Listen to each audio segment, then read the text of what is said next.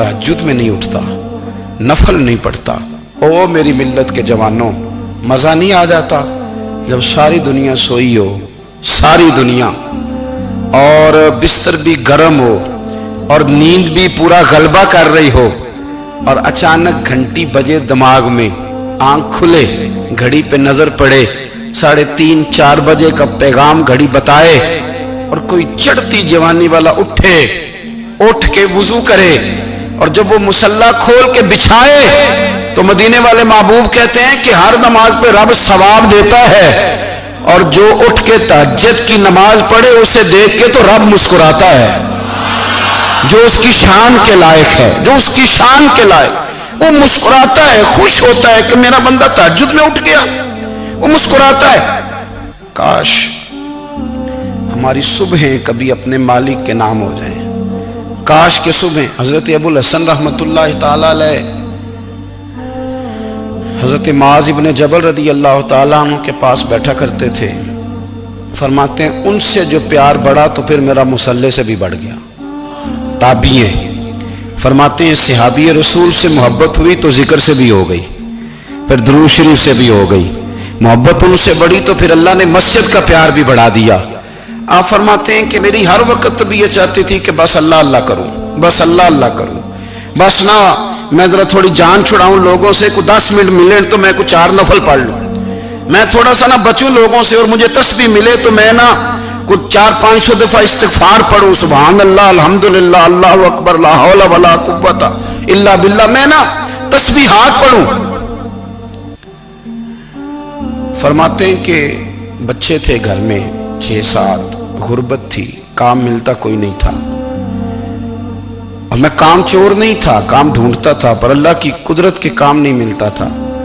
फरमाते हैं कि मैंने एक दिन अपनी अहलिया से कहा कि आज मैं फिर जाता हूँ काम ढूंढने, तो मेरी बीवी बड़ी फर्मा बरदार थी, पर उस दिन ना गुर्बत के हाथों तंग आके कहने लगी, आज नाना कोई तू चीज़ लेके आया, तो मुझसे बच्चों की भूख नहीं देखी जाती है, सब रोगां दा रोग मुहम्मद जिसदा नाम गरीबी, कंड बुला के लंघ जाते नहीं दोस्त यार करीबी, तो आज मैं कुछ लेके आया तो मैं बच्चे लेके चली जाऊंगी।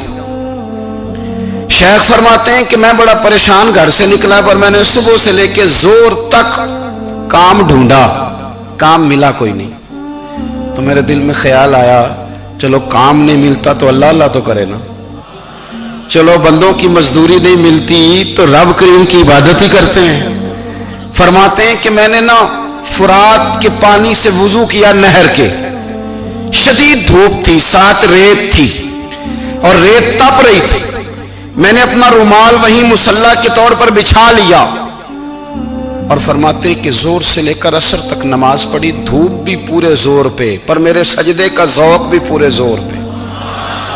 फरमाते हैं सूरज भी चमक रहा है और रब की इबादत का ज़ौक़ भी पूरे जोर पे, मैं सजदा करूं तो फिर मेरा उठाने को जी ना चाहे। मेरे उस्ताद लिखा करते थे, ये उनका शेर है, वो कहा करते थे मुझे सोज दे, मुझे साज दे, और मुझे नीम शब का न्याज दे, दम सजदा खुद को मैं तोड़ दूं, मुझे ऐसा ज़ौक़े नमाज दे। और मैं तेरी बहार का फूल हूं, मैं खिला भी हूं तो तेरे लिए, मुझे मेरी शाख से तोड़ ले, मुझे अपनी जुल्फ का नाज दे। भाई फरमाते हैं कि असर तक मैंने नफल पढ़े, दिल ढलने लगा, असर की नमाज पढ़ी और मैं वहां से चला। अब मैं जब निकलने लगा तो दिल में ख्याल आया कि छोटी छोटी दीवारें हैं घर की, बगैर कुछ लिए जाऊंगा तो बीवी दूर से देखेगी तो शोर करेगी कि फिर खाली हाथ आ गया है।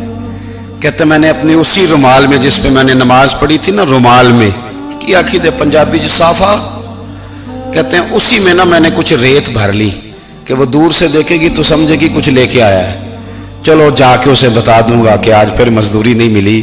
कहते हैं वो रेत लेकर जब मैं घर में गया तो पहले बीवी दरवाजे पे खड़ी होती थी, पूछती थी खाली हाथ आ गए हो, आज मैंने देखा तो है ही कोई नहीं। फरमाते मैं अंदर दाखिल हुआ, सलाम लिए, कोने में मैंने वो रुमाल रख दिया और मैंने आवाज दी कि भली मानस कहाँ हो, तो वो कहने लगी आप मुंह हाथ धो ले, मैं रोटी लेके आई।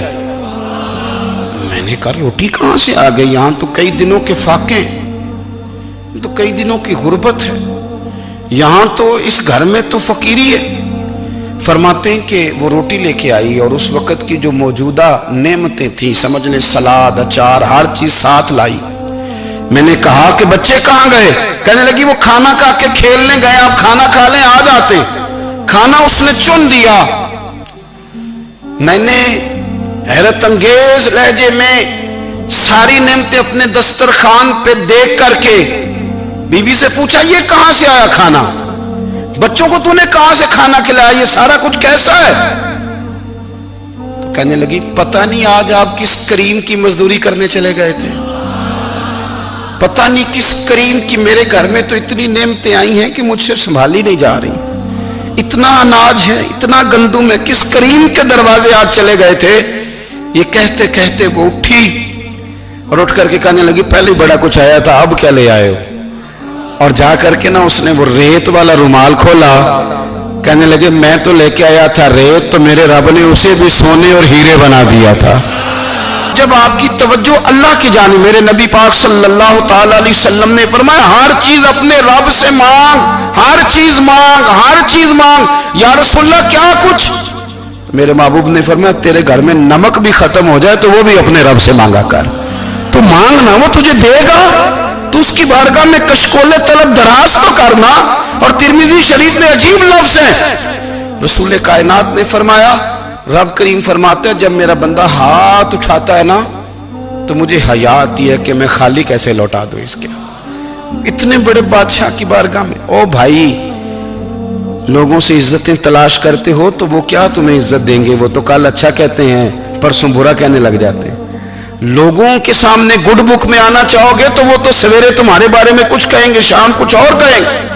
اپنی روحانی زندگی آباد کریں، اپنے مسلح کو وقت دیں، اور دنیا سے چھپ کر اس موبائل کو بند کر کے اور اپنے آپ سے بھی چھپ کے اور تنہا ہو کے چھپا کے سارا کچھ اپنے آنسو اپنے رب کی بارگاہ میں پیش کریں، اس کے حضور حاضری دیں۔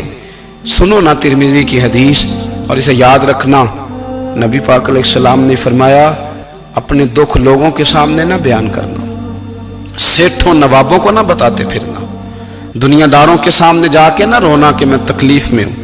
فرمایا اگر دنیا داروں کو دکھ بتاؤ گے رب تمہیں کبھی غنی نہیں کرے گا، اور لوگ ہیں کہ الٹا مذاق اڑائیں گے۔ آپ کی جس سے بڑی پکی یاری ہے نا، پکی، وہ تب تک پکی ہے جب تک آپ نے 50,000 مانگا نہیں، اور جس وقت آپ نے کہہ دیا کہ میں مجبور ہوں میری مدد کر تو پھر ختم ہو گئی دوستی۔ لوگوں کے تعلقات آپ کے ساتھ تب تک ہیں جب تک آپ ان سے کوئی ضرورت وابستہ نہیں کرتے۔ کریم محبوب فرمانے لگے بندوں کے سامنے دکھ نہ بیان کرنا، اللہ تجھے کبھی غنی نہیں کرے گا، تو اپنے دکھ اپنے رب کو بتا، تو دعائیں مانگ، تو اس کی بارگاہ میں حاضر ہو، تو اس کے حضور عرض کر۔ فرمایا اپنے دکھ اپنے رب کو بتا، وہ جلدی کرے یا دیر سے کرے تجھے ساری دنیا سے بے نیاز کر دے گا، تجھے کسی کا محتاج نہیں رہنے دے گا۔ اپنے مسلح کو، اپنی دعاؤں، ایک بزرگ فرماتے ہیں میں نے دعا مانگنے کا طریقہ اپنی بیوی سے سیکھا، دعا مانگنے کا طریقہ اپنی، سیکھنے والے تو اپنے بچوں سے بھی سیکھ لیتے ہیں، سیکھنے والے تو ہر ایک سے سیکھتے ہیں۔ وہ کہتے ہیں میں نے دعا مانگنے کا سلیقہ اپنی بیوی سے سیکھا ہے۔ حضرت وہ کس طرح؟ فرمانے لگے میری بیوی نے نا مجھے کوئی کام بتایا، کچھ پیسوں کی ضرورت کے لیے کہا، تو میں نے اسے کہا کہ بھئی ابھی میرے پاس نہیں ہے، کچھ دنوں میں آتے ہیں تو میں دے دوں گا۔ عورتوں کی عادت ہوتی ہے وہ بار بار یاد کراتی ہیں، 2-4 دنوں کے بعد پھر اس نے کہا حضرت وہ میں نے کہا تھا کچھ پیسے، میں نے اسے کہا کہ ابھی میرے پاس نہیں ہے، کچھ دنوں میں ملتے ہیں تو میں تمہیں دے دوں گا۔ اس نے کچھ دنوں کے بعد پھر کہا حضور وہ میں نے کچھ پیسے کہے تھے۔ فرماتے میں نے ڈانٹ دیا، میں نے کہا کہ کیا تو روز مجھے شرمندہ کرتی ہے، کہا نا میرے پاس نہیں ہے، ہوں گے تو دے دوں گا، تو روز یاد کراتی ہے۔ فرماتے ہیں اس نے پہلے تو میری ڈانٹ کو سہا، پھر میرے سخت جملوں نے اس کی آنکھوں میں آنسو پیدا کر دیے، پھر اس نے اپنے آنچل میں اپنے اس دکھ کو سمیٹا، اور پھر اس نے ایک جملہ کہا تو میں رو پڑا، اور مجھے اپنے رب سے مانگنے کا طریقہ آ گیا۔ مجھے کہنے لگی حضرت جی آپ نے ڈانٹ دیا میں نے سہ لیا، پر آپ ہی میرے شوہر ہیں، بتائیں نا آپ سے نہ کہوں تو میں کس سے جا کے کہوں۔ فرماتے ہیں میں رو پڑا، اور میں کھل کے رویا، اور میں تڑپ کے رویا، اور پھر میری سسکیاں بند گئیں تو مجھے کہنے لگی آپ کو کیا ہوا؟ میں نے کہا مجھے بھی دعا مانگنی آ گئی ہے. جب میں اسے کہوں گا نا اللہ تو ہی میرا رب ہے، میں تجھ سے نہ کہوں تو میں کس سے جا کے کہوں؟ میں کیوں کسی بندے سے سوال کروں؟ میں کیوں کسی دنیا دار سے کہوں؟ میں تیرے بندوں کا، نیک بندوں کا وسیلہ لے کے، تیرے محبوب کی غلامی لے کے تیری بارگاہ میں آیا، تجھ سے نہ مانگوں تو کس سے مانگوں؟ سمجھ آ گئی ہے. جب میں اس رنگ میں مانگوں گا تو پھر رب میرے اوپر بڑا ہی فضل فرمائے گا، وہ میرے اوپر بڑی رحمت کرے گا، وہ میرے لیے آسانیاں کرے. عزیز دوستو، ہم اس طرح کرنے لگ گئے ہیں کہ ہم نے نا اپنے تعلقات پر اعتماد کرنا شروع کر دیا ہے. میرے تعلقات بہت ہیں. ہم نے اپنی دولت پر اعتماد کرنا شروع کر دیا ہے. میرے پاس دولت بہت ہے. ہم نے اپنے علم پر، اپنی شہرت پر اعتماد کرنا شروع کر دیا ہے کہ میرے پاس فلاں چیز بہت ہے. یاد رکھنا، جب بے نیاز اپنی صفت بے نیازی دکھاتا ہے تو بڑی بڑی دولتوں والے مجبور نظر آتے ہیں. بھائیو، جب انسان کا رشتہ اپنے مالک کے ساتھ ہوتا ہے پھر تو غم بھی کچھ نہیں کہتے، پریشانیاں بھی کچھ نہیں کہتی، پھر تو زندگی صبر والی، پھر تو زندگی توکل والی، پھر تو زندگی بھروسے والی. پھر انسان اپنے آپ کو رسوا نہیں کرتا. دنیا داروں سے امیدیں اس کی ختم ہو جاتی، امیدیں اللہ رسول سے لگا لیتا، مضبوط ہو جاتا ہے، مضبوط، طاقتور ہو جاتا ہے، خوددار ہو جاتا ہے، باوقار، باعزت ہو جاتا ہے. حضرت بہلول دانا رحمت اللہ علیہ بیٹھے تھے تو ہارون رشید حج کر کے آ رہا تھا. تو رستے میں حضرت شیخ سے ملاقات ہو گئی تو السلام علیکم کے بعد کہنے لگا حضور کوئی حکم ہو تو بتائیے گا. تو حضرت بہلول دانا فرمانے لگے تیرا رب کون ہے؟ اس نے کہا اللہ. تو فرمایا میرا کون ہے؟ کہا اللہ. فرمانے لگے تو بڑا ہی بیوقوف ہے، کیا تو یہ سمجھتا ہے کہ رب ہارون رشید کو تو دے گا اور بہلول دانا کو بھول جائے گا؟ تیرا بھی وہی رب ہے، میرا بھی وہی رب ہے. اس نے اگر تجھے دے کے آزمایا ہے تو ہو سکتا ہے مجھے نہ دے کے آزما رہا ہو. جب اس کی حکمت کے تقاضے ہوں گے تو عطا کرے گا اور دے گا. تو جا اپنا کام کر. بھائی، اپنی روحانی زندگی، اپنی عبادات، اپنے وظائف، اپنے روزمرہ کے معاملات، اپنی دعائیں، اپنا استغفار. دیکھو کوئی مشکل کام تو نہیں 2 رکوع ہیں سورہ واقعہ کہ اگر رات کو پڑھ لی جائے تو. میں کس طرح یہ بات بیان کروں کہ تعویذ بانٹنا آسان ہے اور وظیفہ بتانا مشکل ہے. سارا دن تعویذ بانٹیں تو لوگ لینے کو تیار ہیں، اور اگر آپ وظیفہ بتائیں تو کہتے ہیں تو مشکل کام ہے. او خدا کے بندے، اگر آپ کا تعلق قرآن پاک کے ساتھ مضبوط ہو، قرآن پاک کے ساتھ اگر آپ کا رشتہ ہو، لوگ سفارشیں ڈھونڈتے ہیں نا دنیا میں، کوئی تعلق مل جائے تو میرا کام ہو جائے. دنیا میں اتنا مشکل معاملہ ہے، آخرت میں مجھے بتائیے گا کتنا مشکل معاملہ ہوگا. میرے نبی پاک صلی اللہ تعالی علیہ وسلم نے فرمایا جو لوگ سورہ ملک پڑھا کرتے تھے نا، سورہ ملک، یہ سورت ملک قیامت میں ان کی سفارش کرے گی اور اس طرح کرے گی کہ کہے گی اے اللہ یہاں اس بندے کو جنت میں داخل کر دے یا مجھے قرآن پاک سے علیحدہ کر دے. تو رب فرمائے گا جا اس کا دامن تھام کے اسے جنت تک پہنچایا. آپ بات کو سمجھیں، جب آپ کے تعلقات اپنے معاملات کے ساتھ مضبوط ہوں گے، یہ نبی کریم نے وعدہ کیا ہے کہ تو سورت واقعہ پڑھ تیرے گھر میں فاقہ نہیں آئے گا. حضرت عبداللہ ابن مسعود رضی اللہ تعالیٰ عنہ بیمار تھے تو حضرت عثمان غنی رضی اللہ تعالیٰ عنہ تیمارداری کے لیے تشریف لے گئے اور جا کر کے کہا کہ آپ بڑے بیمار ہیں، آپ کی بیٹیاں زیادہ ہیں، میں چاہتا ہوں کہ خزانے میں سے کچھ مدد کروں. تو سیدنا عبداللہ ابن مسعود رضی اللہ تعالیٰ عنہ اٹھ کے بیٹھ گئے اور کہنے لگے امیر المومنین، اللہ آپ کو میری طرف سے، میری بیٹیوں کی طرف سے بہتر صلہ دے. میری بیٹیوں کو کسی خزانے کی ضرورت نہیں، میں نے انہیں خزانہ دے دیا ہے. کہا جناب آپ نے کون سا خزانہ دیا ہے، میں آپ کے مالی معاملات کو جانتا ہوں. تو فرمانے لگے امیر المومنین، میرے نبی کریم نے فرمایا ہے جو سورت واقعہ پڑھے اسے کبھی فاقہ نہیں آتا.